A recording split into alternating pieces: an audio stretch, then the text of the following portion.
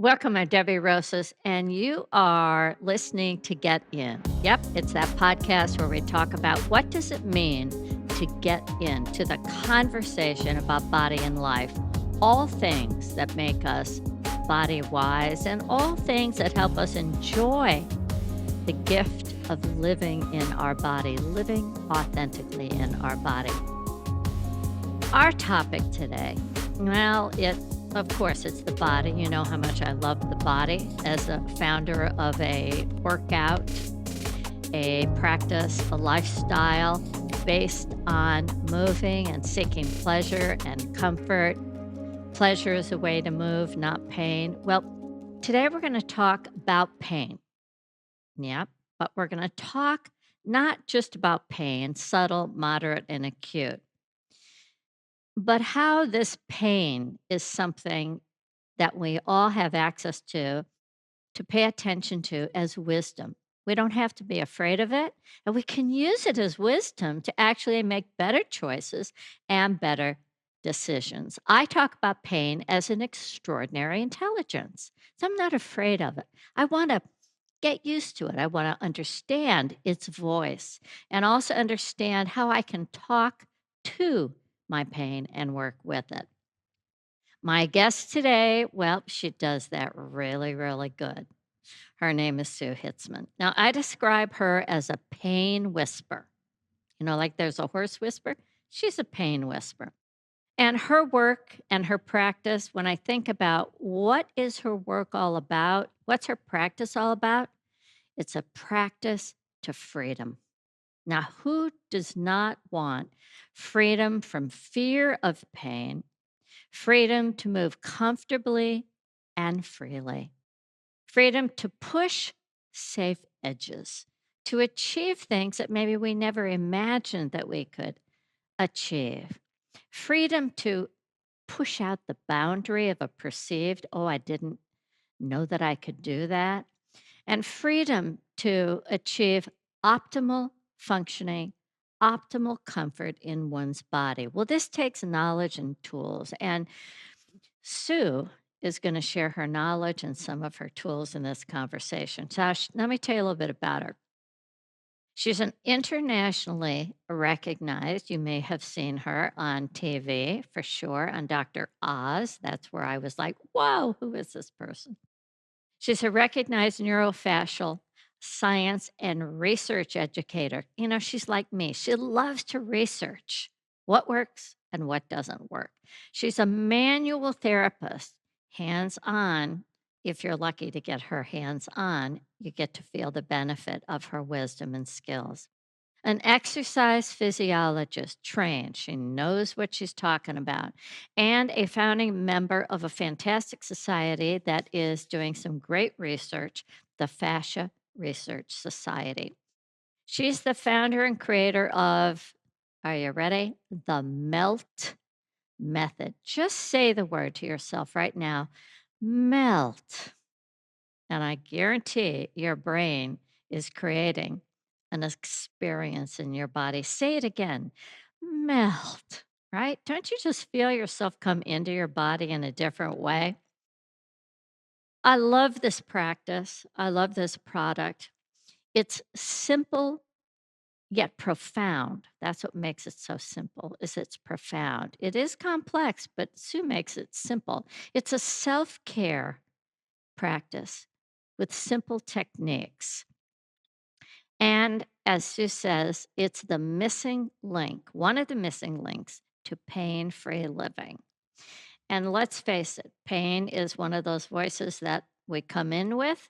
Pain free living, well, that's about listening to the pain, noticing it, adapting, changing, doing something, right? Being proactive. What can I do about this?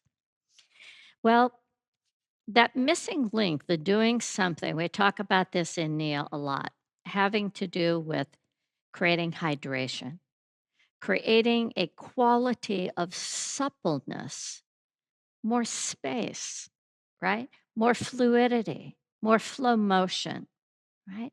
All of those things that make it more comfortable to live in a body and move in a body at any age, right?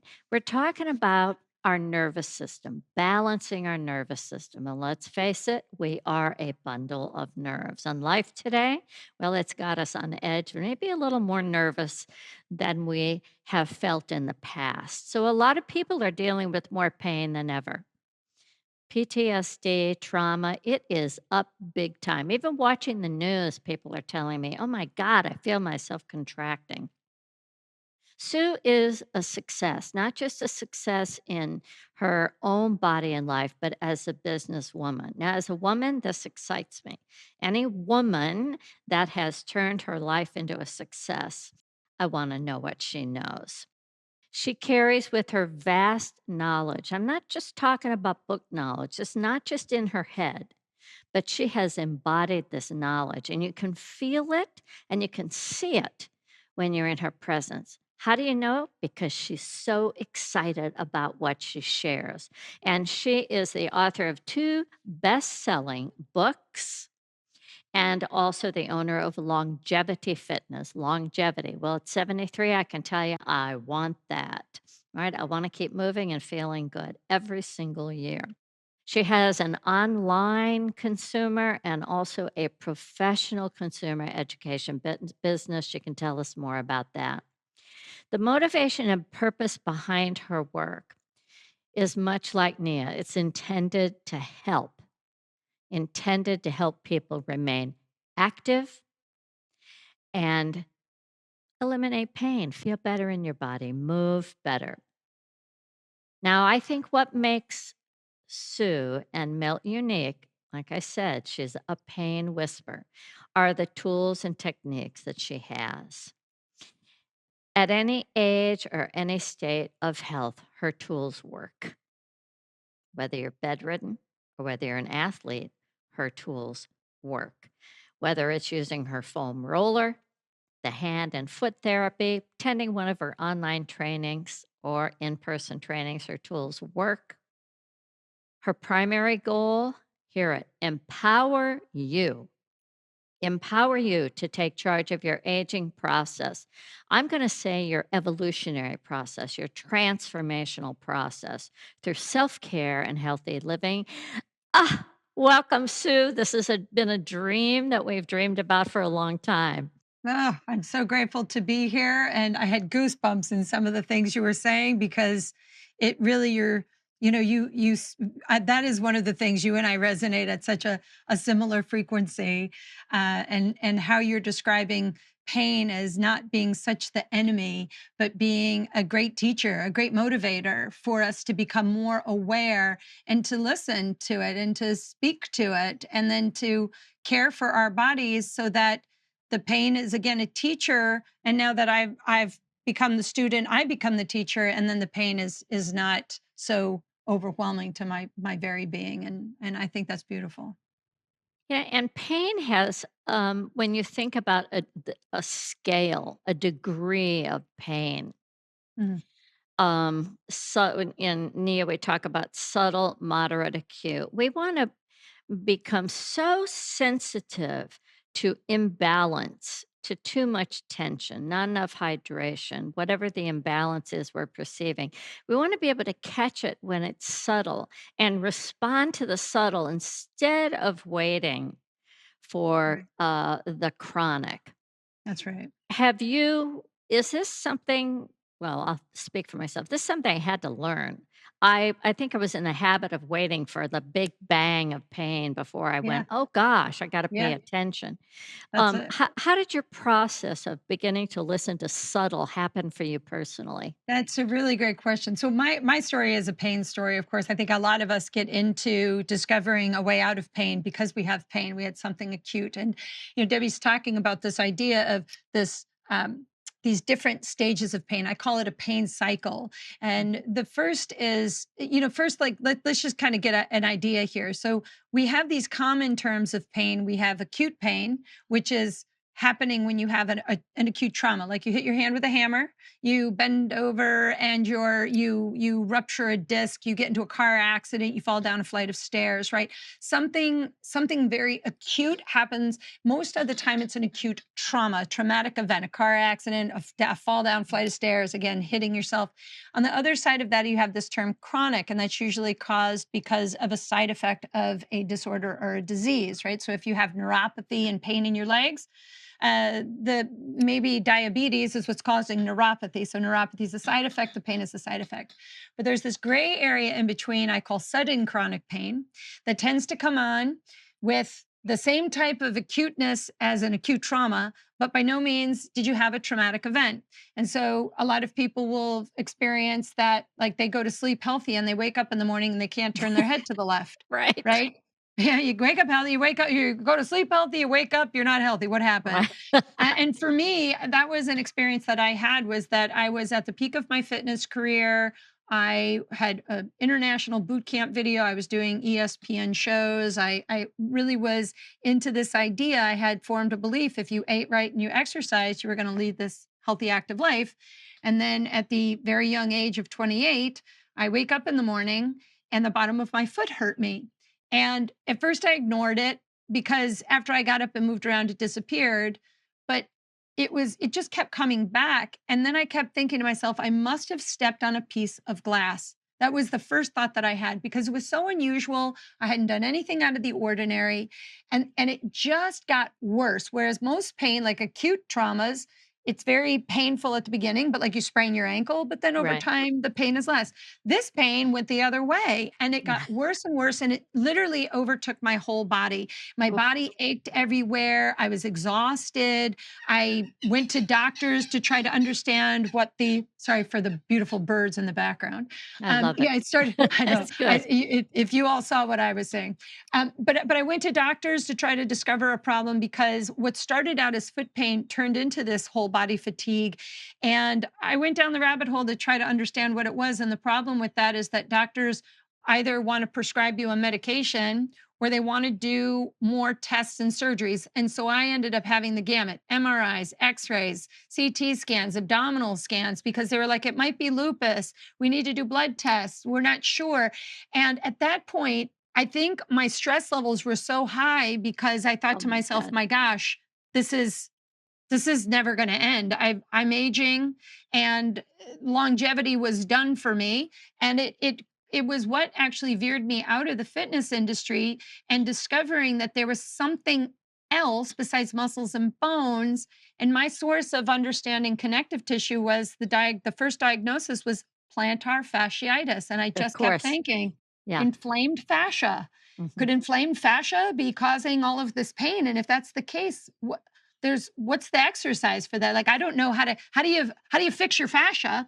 And that's where I went down the rabbit hole to discover what was fascia, what was its role not only in pain, but what I've discovered is it has a significant role in the whole aging process. And what you said, the evolutionary process, fascia is the fabric of our very evolution, that we are traveling in the skin.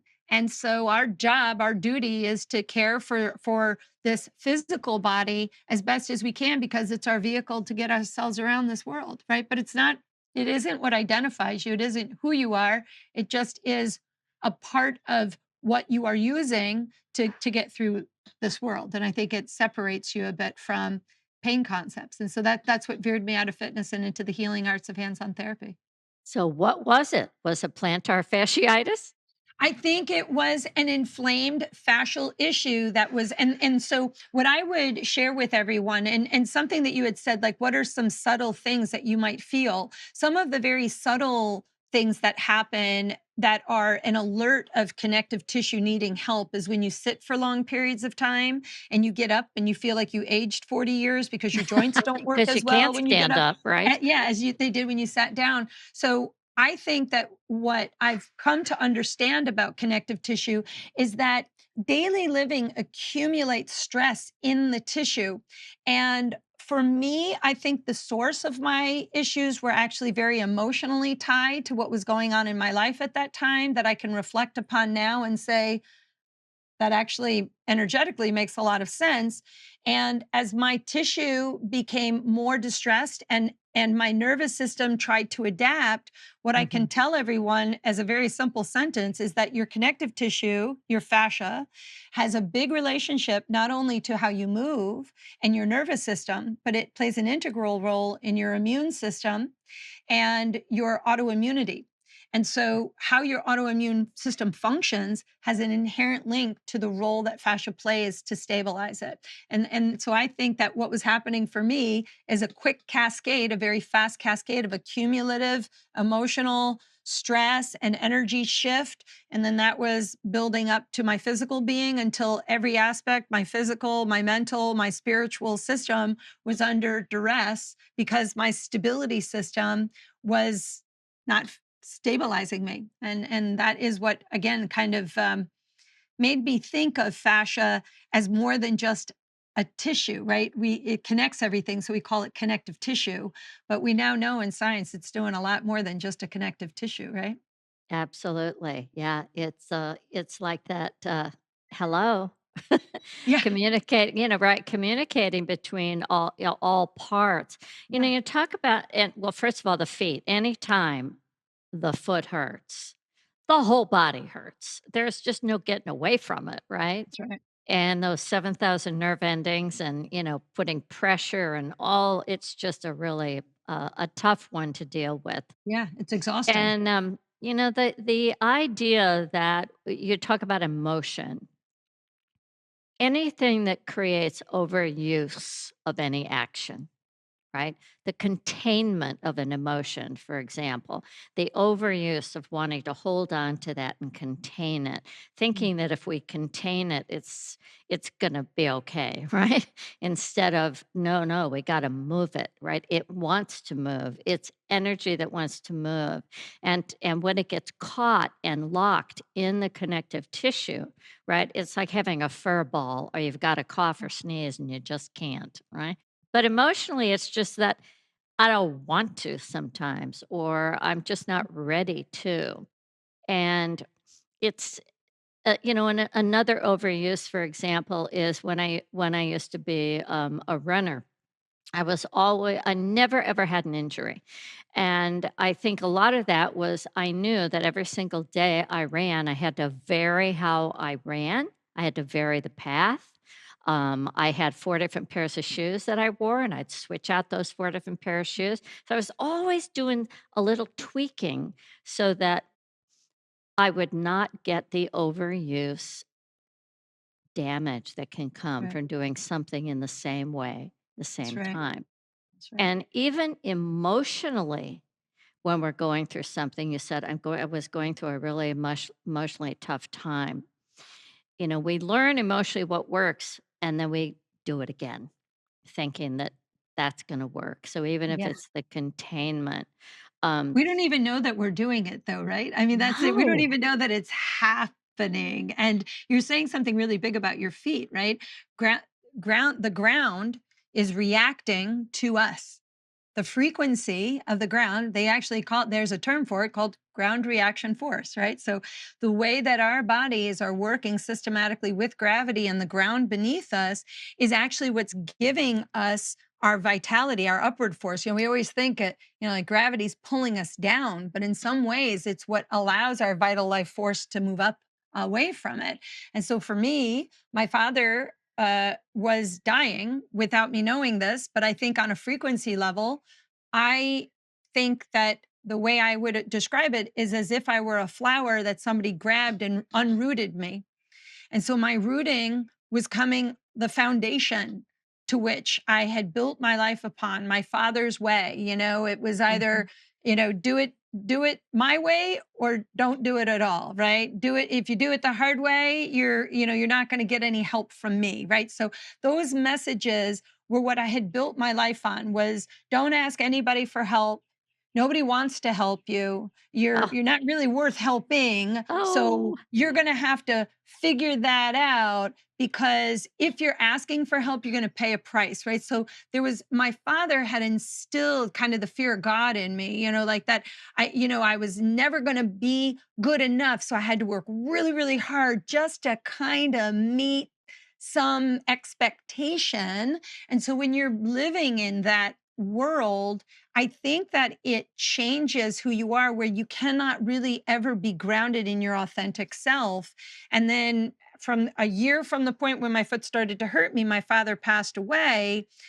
In my mind, I had thought, I'm free. I can ah, be who I am without the judgment mhm. of someone telling me something else. And then it was a slow build back to this new foundation. I had to build a new foundation for myself, build a new belief system, stop skirting around and lying, trying to get away with things, right? And to be authentic. And I think that that was sort of a journey for me to get to a new place of experiencing myself within myself a little more deeply. You bring together such a two paths that are so important. Personal, professional. And of course, the personal is built from lived experiences, the knowledge and skills that we've gained, our understanding, and unfortunately, as you said, the input of behavior that has been influenced, for example, by a parent saying something. Oh, I am that? Oh, really? Right? Um, you studied applied physiology and anatomy in a master's program, and you talk about designing your own path of study. And I think for me, when a when a parent dies, it's the opportunity for us again to go back to reclaiming our authenticity with a clean slate, in a sense, Mm. to then redesign our path moving forward, our path of study, of understanding even more deeply who we are and what our purpose is. I find it really interesting that your upbringing would be don't ask for help, and yet you're now on a path of helping, right? That's your Isn't path. that ironic? I say that all the time too. And in fact, even as a business owner, there were a lot for 20 years, I had never asked for help. Right? I did this on my own dime and my own time because really the first thought was like, I didn't want to let anybody else down. Like, if somebody helped me and I failed, like, how horrible for them, right? To have thought something and then be disappointed in me, like, and that disappointment was always so shameful and so grieving for me. And so I just went many, many years without getting help. And then come to find that people want to help you. They're like dying to help you. You're just like, "Are you sure? Because if I fail," and they're like, "No, you know what? If now you realize like if you're not failing, you're not trying hard enough, right?" So then it Exactly. became it was taking fear away and being more fearless to just be. And so in those years into my 30s, I started to really uncover a different opportunity to, ask a couple of people like, what do you think of this, and finding that people were more apt to help. And then in my 40s, really finding the strategic partnerships with people, making sure they were the right people, because unfortunately, when you are a business owner, you find people will take you, and when you are a creative mind, there's fraud that happens and loss and people steal, and it can really, pull you down. And I think in all of the shortcomings and all of the problems of business that I've seen for myself, I just have resilience, and just I'm like, well, all right, that sucks, but that door is closed, let me open up a new one. I'm not one to be a giver upper. I just sort of feel like if this is my calling and I think something speaks to me, I'm not going to deny the voice that tells me that this is where I need to go. I believe it, I go with it, and and here I am having the honor of talking with Debbie Rosas, which is super cool for me. You know what I mean? It's like opportunities just transpire because you don't allow energy to block you. Instead, you ground, you baseline, and then you move from there. Instead of when you have a problem, now all of a sudden you're moving from the problem. I always say, come back down first, pause, reset, and then go. And that I think has been my calling for being a successful business owner, what people perceive as successful. Absolutely. You beautifully define really the definition of fitness. What is it to be fit? To be adaptable.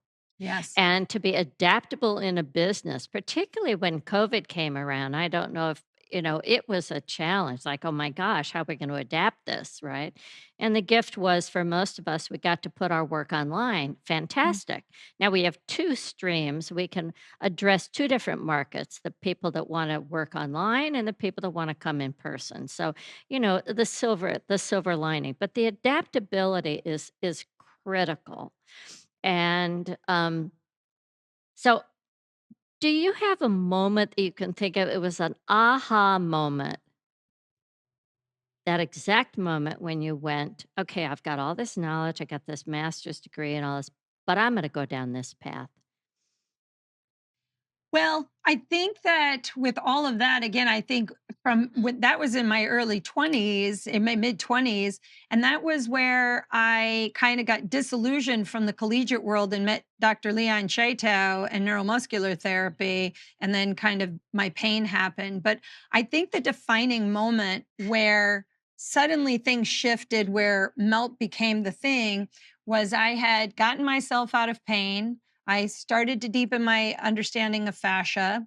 I started doing cranial, sacral, and visceral manipulation. And I was working on a client who had chronic TMJ and migraines. And I would treat her with these very light touch techniques that I had been learning. And she'd leave my office, and 3 days later, she would call and say, I cannot believe I have not had a migraine in 3 days. Wow. And I was like, well, let's see how long it would last. And then, sure enough, 5 or 6 days later, back in my office, do the same treatments, try a few different things. She'd go a little bit of time. But she would always come back. And what was a defining moment for me was when she said to me, I said to her, I think it's something in your environment. Something starts to stress you out and you kind of get off the rails. And her exact words to me were, well, I can't change my life, but if you can invent a way for me to do to myself what you do with your magic hands, I'd stay out of your office. And then I thought to myself, well, that sounds amazing, but if I could do that, I would be unemployed. Why would anybody need to come and see me if I did that? But then I was like, could I do that? Like, is I don't even know if that's a thing.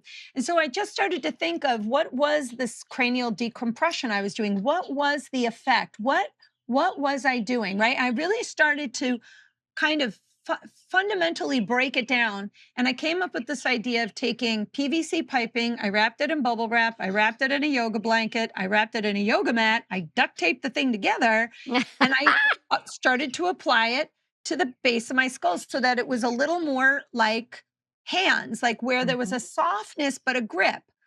And I just started doing some really gentle hydration and compression and then the tensional technique. And one day I did it. I decompressed my neck. I 100% knew I did it. So I gave it to this gal, Donna, and I taught it to her, and she went a week, and then it was 2 weeks. And I was like, don't call me until your migraine comes back. We're coming into that third week. And I was like, I couldn't bear it. And I called her. I said, I'm just checking in on you. She goes, I was afraid to call you. I thought I would jinx it, but I literally have not had a migraine. And I'm suddenly catching um, a few hours before I would have had a migraine. I feel this funny tremoring vibration in me that I never experienced before. Wow. But I feel like I'm sensing myself differently. And it was like an explosion in my brain. I thought, oh my gosh, this is it. And she said, listen, if you could invent a way for me to make my husband stop complaining about his back so that I have a better sex life, I would be really appreciative. And so Okay. on went the story. But I think that was probably one of the most exciting times of my life where I started thinking of how could I simulate light touch therapeutic interventions to myself to yield the similar effect.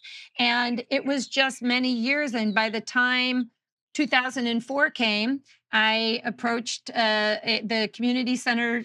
Caroline Colas was one of the teachers there. And I said, I've Right? got this idea of teaching a hands off bodywork concept I want to call melt and teach people how to rehydrate their connective tissue. Can I write a proposal for you? And she said, you can just come in and teach the class. Yeah, that's Caroline. And that's Caroline. And that was really the turning point for me was in 2004. I coined the term melt. I started teaching it in group and started to develop a language for it because I was talking about neurofascial science and that's complicated. And so I think that was probably the biggest aha moment where I thought, my gosh, I'd never thought about taking light touch therapy and turning it into a self-care protocol, but you can do it. That's that unconscious part of us working, Yeah. right? It's and that's the gift, right? I love that story, and it really represents mm, you as a pioneer, you as a visionary, you as being courageous, you as taking an idea and turning that idea into something like a cup. Yeah. Something tangible that people Mhm. can put their hands on, something that they can use. And I would imagine the result is you're making a whole lot more money than you would if you had to spend hands-on hours touching people. So you shared the gift, Yeah. Yeah, you that know, was and a big that's big was going from working on one client a day and seeing 50 people a week. And that was it when I was like, "Oh, I wonder if I could just teach this in a group environment and get 15 people or 20 people in front of me. And maybe they'd never even have to come into my office again, thinking I was going to be unemployed, less busy. But no, the opposite happened. My private practice exploded and I was teaching a line out the door. 50 people would show up for that class 5 days a week if I taught it, right? People felt the change yeah. and they just wanted more of it, more of it, more of it. They're like, I walk in not feeling great. I leave feeling like $1 million. I thought, I win. Success. I win. Well, and it's that Mrs. Fields theory, her story. She wasn't selling the cookies, and so she took the cookies and went out on the street, had people taste the cookie. They followed her into the store, of course, and they bought a bunch of cookies, etcetera, right? So it's the taste. Yeah. Giving people a taste of pain-free, giving people a taste of, "Oh my gosh, I can actually do something. I don't have to always wait to take care of the discomfort until 5 o'clock when I can get an appointment in 2 weeks, but to actually be empowered. That to me is drawing upon, I'm going to say, the wisdom of the feminine. The wisdom of the feminine spirit. She creates such a container to hold, to nurture, to cultivate, to heal, right? Yes. We It have it within ourselves, right? we have it within ourselves. And, the generosity of our fascia, what our fascia, when we give it what it needs and what it gives to us is just extraordinary. True. Is there somebody in your professional life that you would say was a hero to you that said to you when you were first starting, you're on the right path? And I know that was really important to me to have really successful, scientific based, educated people say you're on the right path. Keep doing it. Yeah, I mean, I'm lucky enough to have a few. I mean, I think early on, Leon Chaitow, when I asked him about when you put your hands on people, do you feel like a low frequency vibration under the superficial fascia? And he's like, well, I feel a lot of things. There's heart rate has vibration and blood flow does. I was like, no, this is more like a river. And so he's like, I'm not sure what it is that you are exactly talking about, but keep asking other people and you may find your answer. But the person that to me was probably the most pinnacle is Gil Hadley. Ah, When I was asking I turned into the bird from Are You My Mother? Every massage therapist, I'd be like, when you touch people, do you feel a low frequency vibration under your blah, blah, blah? People are like, I don't know what you're talking about, Sue. And my friend Alec Hellner said to me, you know who you should ask is Gil Hadley. He does a layer by layer dissection course. And I remember saying to him, layer by layer of what? Muscles? And he goes, no, fascia. And I'm like, what? He's, wait a minute.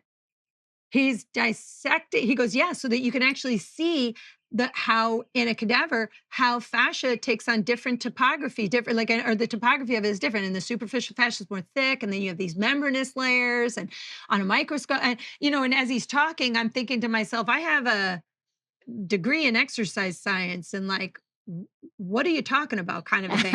Why So didn't I get this? why didn't Yeah, I don't remember anybody talking about fascia like this. And Gil was the one when yeah. I called him to take his class. He had me on the phone. He let me talk to him for 2 hours. I was telling him what I was doing with melt and kind of this idea of, I think it's like the fluids in the interstitial regions. And he's like, oh, Uh-huh. yeah, because fascia has fluids. And I was like, do you think that that could be a current? He's like, yeah, I can even show you probably where you're talking about. So right there, I was like, whoa, right? And then when I did the dissections with him, he was the one who said to me after we had removed the skin, we removed the superficial fascia, and we set it aside the form. Yeah, And I was just kind of in awe of the whole yeah. thing. And he came over to me and he said, "What do you, what are you thinking of that? How is that?" And I said to him, "I just am not a million percent sure what I'm really looking at." And because again, when I had done dissections in school, Very all this was different. chucked in the Yeah, bucket. We never yeah. saw any superficial anything. It was just the muscles, and the med students had had it before us. And he said to me, "That's your system of vibration that you were talking about. That is Exactly. sending and receiving. It's a messenger sending and receiving information." And my head whipped around, and I said to him, "Did you just call it a system?" And he was like, "I did." I was like, "Well, it's not a system." And he goes, "Why isn't it a system?" I said, "Well, because it's a tissue. And I mean, there's a classification of tissues, organs, systems. It's a tissue. It's a inert passive packing material with non-living matter." And he goes, "Why would there be non-living matter in your body?" And I was like, because my anatomy teacher told me." He goes, "Well, that's incorrect." That's And wrong. Yeah. so on goes the story. And now I can tell you that fascia is it's all three. That's what's so brilliant about fascia is that it's not just a tissue that connects everything. It's a sensory organ with 250 million sensory nerves living in it. And Yeah. it's a system of communication. It's a stability system. It is stabilizing, supporting, protecting everything in your body. And it is, in fact, working with the nervous system to operate your very physical form. It's like a power couple in your body. And we're always so hell bent on the central nervous system, but the fascial system is the thing that's holding the family together inside of ourselves. It's what holds our very being in place. So I think he is by far and away one of the biggest influences. I would also say Tom Findley, who is the one that helped me to do my first research paper. Robert Schleip also was incredible, flew from Germany so I could teach him melt, so I could explain what I was doing. And he also was like, "Oh yeah, you are so on the right track. This is keep going." And so I've not stopped, and I'm 20 plus years into this story.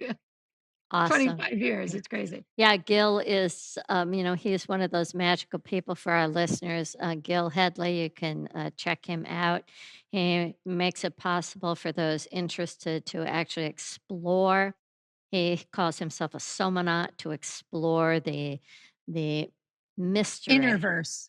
The the innerverse. mystery of this beautiful gift of the body. It's an extraordinary experience. Mhm. Taking his session is on my Christmas list every year. What do Yeah. you want? I want to go to Gil's every year, right? Yeah. It's my thing and I love it. I'm going to be there in October. I can't wait to do it again. Um, I think about fascia if, as a musician, I used to play the flute, and the reading the score, right? The score. I think of the fascia as really the score for which the notes, the tone, the frequency, the sound, the orchestration of sound resonance moves through my body? Is it a denser sound? Does it have a higher frequency? Is it more fluid? Is it have more start and stop? Everything having its different sound. Um, when you look back at your path, is there one time that you can say, wow, one of the mistakes I made early on was to. Hmm. Now you shared a couple of them. You told So Gil, "Oh, many. there's no living matter," right? But Sure. when you look back at, "Oh, man, if I had only."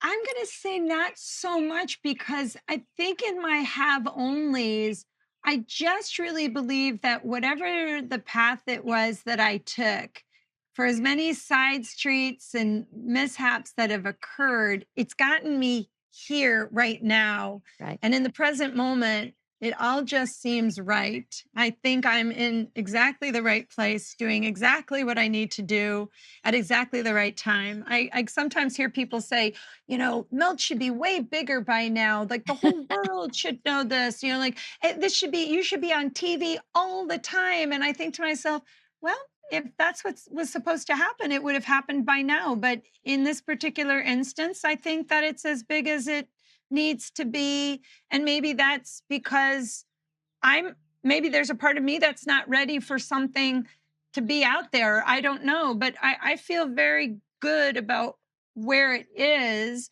And I just think that for anyone who feels like they have a purpose. I think that's the most important thing is that you stay with your purpose. And if you have a real passion for what you're talking about and you have the right people around you, that's really important. Your community is critical to the success of your longevity of whatever it is you're doing.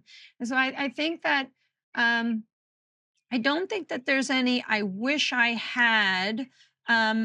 Maybe I wish I had understood that when you have somebody redesign your website, you should really think that through before you do it because they broke all of my links in 2016 and Google said, "Where did you go?" And it was like starting right back at square Oh, one wow, wow. for after a decade of hard work. So that was a heartbreak for me because when people say, "Why isn't it bigger?" I'm like, well, I can point to an exact moment where the longevity of my practice was as if somebody had just erased it from the universe of the internet. That is I have heartbreaking. a similar story.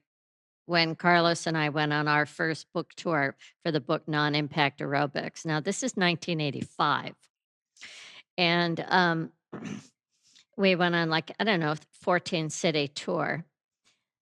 Random House gave every all the marketing on the materials had the wrong microfilm ISBN number. Nobody could find the product.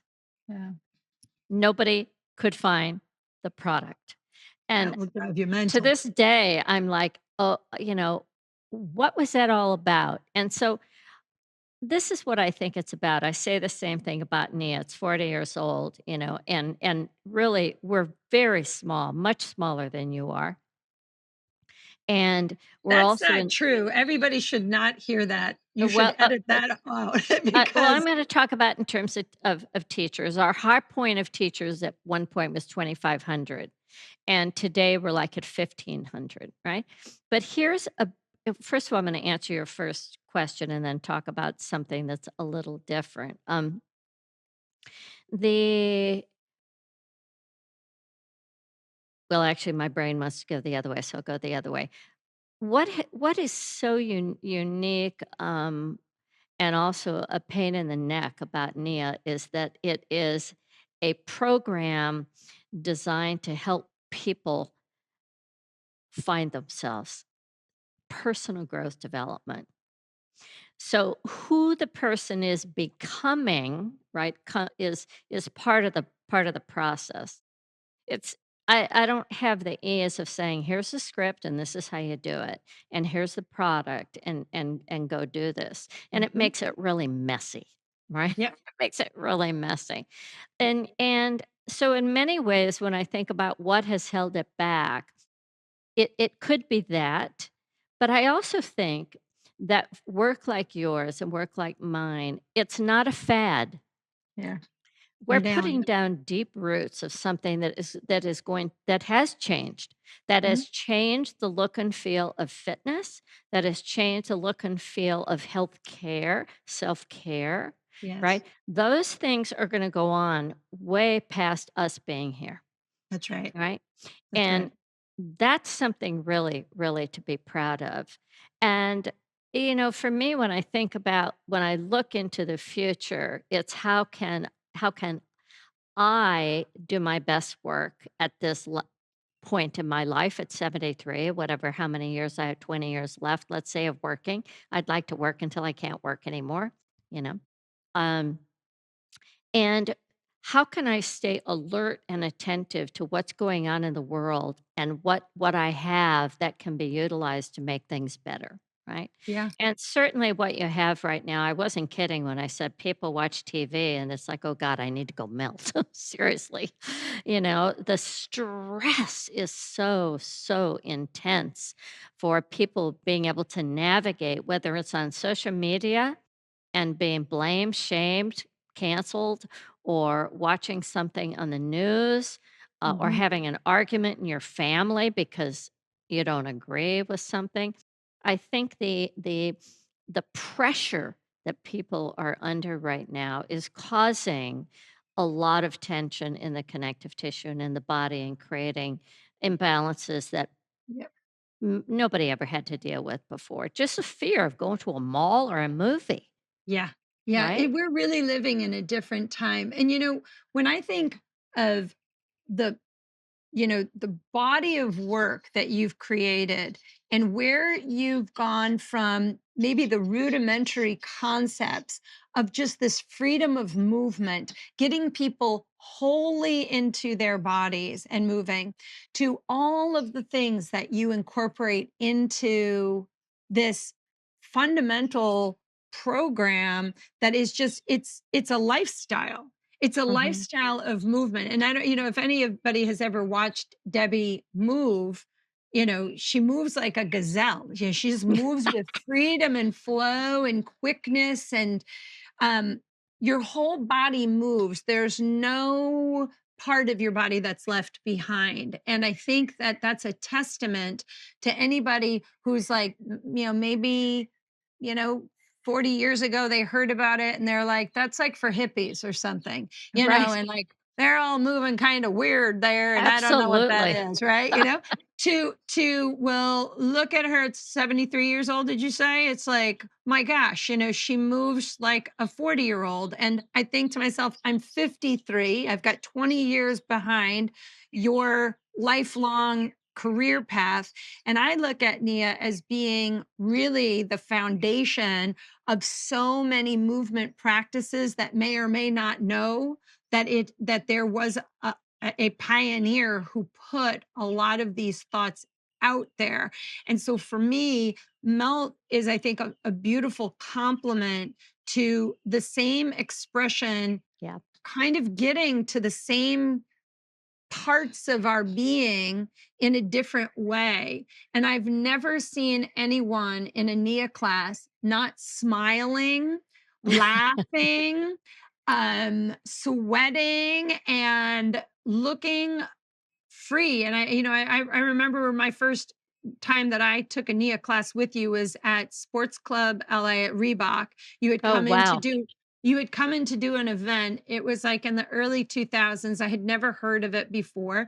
And I think Caroline, I had noticed, she's like, oh no, Debbie's been around forever. I mean, like and then you start reading about it, read like learning about it, and it's like, well, wow, but I guess it was an out west kind of a thing, right? And so if you're not looking Right. for it, I didn't see it in New York.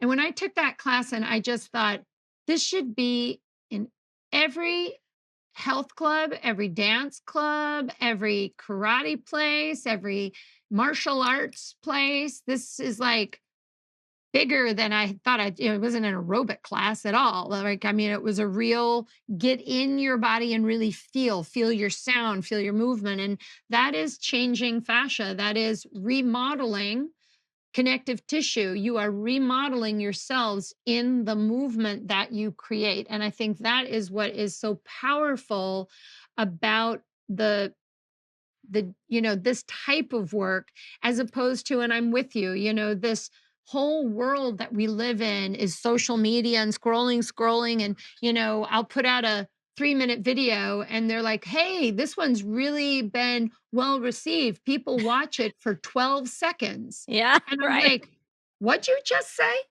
Yeah, they watch you for, like, over 3 seconds, like, they watch you for about 12 to 15 seconds, and I thought to myself, "We are creating a world of ADD. This whole TikTok world is damaging, I think, our minds because we just can't sit still Yeah, and really have a sensory experience at all.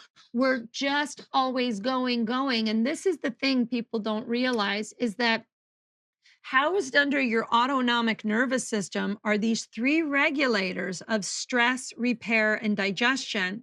And when the stress and repair regulators are like a seesaw, anytime a stressful situation comes in, stress increases. And our body, naturally, without us needing to, ideally brings us back to baseline. But in a world where you're constantly stressed, your nervous system thinks this is the balanced state. And when your exactly. stress level is so high, people go on vacations and they're social mediating the crap out of their vacation. I'm like, you're not really taking a vacation because you're on social media all the time. Like take a break from it. That's the reason you're on vacation, right? But no, they've got to report it because if they didn't report it, it doesn't happen. So now what's happening is at night, when cellular repair is dominant, your stress levels are so high, your nervous system is working so hard just to get you back to balance that chances are you're waking up the next morning with a backlog of stuck stress. And if you live like this, the third regulator, your enteric nervous system, that's your gut regulator, inherently linked to your autoimmune system, to your endocrine system, to your digestive behavior, to neurotransmitters, right? Serotonin, dopamine, how your brain is utilizing what's produced in the gut and our microbiomes, and you are just trashing them. And so you wonder, why are there so many women by the time they reach 30 with autoimmune issues? Is because you're inundated now as a youth with all of this constant go, go, go, very, very focused on what I look like. Now there's all these apps where you can take a picture and it filters you so that you look perfect. And I think this is so non-human. Why is it that we are so captivated by just the physical form when it turns out you can't take it with you? And that, I think people have to Right. have a real moment of grace with that. You don't get to take your mind with you. You don't get to take your body with you, but you get to take whatever that spirit is that's using your mind and using your body as a vehicle to have this human experience. You get to take that with you. That gets to leave the form. But we're just too focused at a young age on what we look like. And I can tell you at 53, menopause and all the other crap that happens to you, it's how you feel that is the most important thing. And Absolutely. your social media is not going to make you fall asleep faster or be healthier. Period. You bring up such an important point that I don't know that I uh, I was not taught this, to pay attention to what I've done during the day, go to sleep, and then when I wake up in the morning, to pay attention to that felt sense of restoration. How well was my body able to recover from what I did the day before? That recovery, if my body can recover and bounce back, if I had to do a little bit more the day before, that's a good sign. If I slept well, right? Sometimes I can remember thinking, well, I had 8 hours of sleep. I should be feeling better. What's wrong? Right? So it's the kind of sleep, but our ability to recover from what we've done is also an important element to consider, not just the felt sense when we're doing the doing, but the felt sense of the recovery of after the doing is such an important part. So huge. I mean, that's probably the biggest part, right? Is I think the thing that I don't think people do, and sometimes I get a flaw of this too, is the winding down before you sleep, right? It's kind Yeah. of like we're on, and end scene. Right. And now we're going to go to sleep. But your body and the mind need time to settle in. So, being on your phone up until the last minute before you go to bed and that blue light, that's Oh, triggering yeah. different hormones and chemicals in your body. And so, being able to just attune yourself to the wind down is, I think, really critical. So, I always say people who are in pain, melt becomes your wind down process before bed to put yourself on the roller, to quiet down, to allow your nervous system and the parasympathetic or rest regulator to come back into balance before you go to bed so that you're kind of here when you go to sleep. And now it actually gets to boost up a little bit more than the stress levels. You actually get a little resource of energy for the next day rather than being depleted. You're repleting yourself prior to sleep. This really is very helpful for the body. Yeah. Stimulation. It's all about stimulation. Okay, I'm going to play a game with you. I'm going to say something and you end the sentence. Patterns of defensiveness cause, Mental anguish and problems, okay, patterns of order result in chaos, unity of parts looks like beauty, feminine wisdom brings life, relaxing under pressure requires breath, generosity of fascia means love. love it. Thank you. Well, you and I have chatted about doing something together, and I am excited about the potential of doing that. Me Um, too. I, I first of all, I just love listening to you, and Thank you. Me I too. love being melted by you. So Yes, I love I think it listening to you too. could really, really, really be a fun thing. And you have been so influential, not only in the fitness industry, but in the hands-on industry of helping people who are practitioners, and also in the industry, the medical industry, helping practitioners provide a different kind of self-care. What do you want to leave our listeners with today? I guess with a thought of hope is the most important thing, to never give up on your body even when you think that whatever is happening is only happening to you, is to remember that our experiences are in fact happening to everyone in our field, that they're learning from our struggles, they're learning from our pain, they're learning from our traumas, and our ability to understand that if you don't go at life alone, you are living with the right path. You're on the right path. If you're going at life alone, you believe that it's all lonely, it's about you. The whole human experience is, I would like to hug you as tightly as I can and remind you that that is not what the human experience is about. The human experience is about loving one another and finding the love of thyself. Know thyself, trust thyself, and that in and even when we're in pain, even when we are having the worst of times, that suffering is a choice, and choose otherwise. Don't choose suffering over love. Love is all you need. The Beatles were right. Yeah, so true. Well, thank you so much, Sue. It's been a joy. And, everybody, it is what? It's about connected. That web, that spider web, we are a part of it. Is it inside of us? Yes. Is it outside of us? Yes. And if something happens up in the upper corner, does it affect everything through the whole system? Absolutely. So, what are we to do? Get in your body, begin a journey of being in relationship with your body. It's the most important relationship you'll ever have. Recognize that your body is the most precious thing that you own. And this life force energy that moves through you, it is something that you can use, that you can consciously direct, that you can listen to, and that you can learn to connect with, melt into, soften, right? Give yourself a little more space, a little more comfort. If you are interested in finding out more about Sue, you can go to www.meltmethod.com. Is there any other way that you want to share for people to get hold of you, Sue?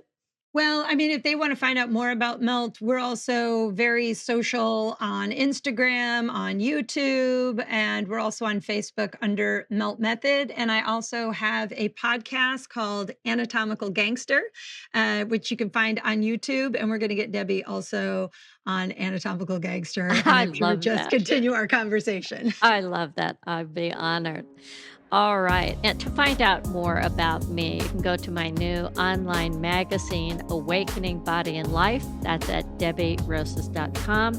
You can browse and read. You can sign up to receive articles twice a week.